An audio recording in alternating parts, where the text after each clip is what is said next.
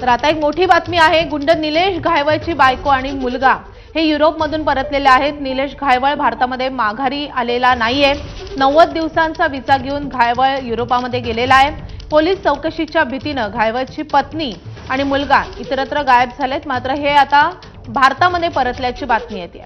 Police चौकशीच्या भीतीने गुंड निलेश घायवळची बायको आणि मुलगा हे इतरत्र गायब झाल्याची माहिती समोर येते। या संदर्भात अधिक माहिती देण्यासाठी आपले प्रतिनिधी मंदार गोंचारी फोनवरून आपल्यासोबत जोडले गेलेले आहेत। मंदार, काय अपडेट्स? सप्टेंबर महिन्याच्या मध्यावरती निलेश घायवळ त्याच्या कुटुंबासह 3 महिन्यांचा व्हिसा मिळवून युरोपला निघून गेला। इथे त्याच्या टोळीकडून कोथरूडमध्ये गोळीबार करण्यात आला, हल्ला करण्यात आला 2 नागरिकांवरती।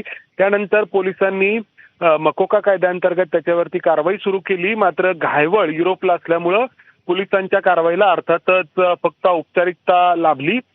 दरम्यानच्या काळात त्याची बायको आणि मुलगा भारतामध्ये परतल्याची माहिती आहे। मात्र भारतात आल्यानंतर हे दोघेही घरी न येता इतरत्र गायब झालेत अशी माहिती पोलिसांना आहे। मात्र स्वतः निलेश घायवळ मात्र अद्याप आलेला नाही। अर्थातच पोलिसांच्या कारवाईच्या भीतीने तो येण्याचं टाळतोय। मात्र व्हिसाची मुदत 3 महिने आहे।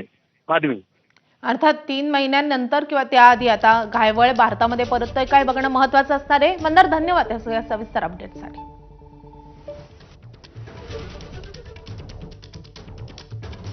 वळूयात पुढच्या बातमीकडे। महाराष्ट्राची कुलस्वामिनी आई तुळजाभवानी मातेच्या मंदिरामध्ये आज पहाटे सीमोल्लंघन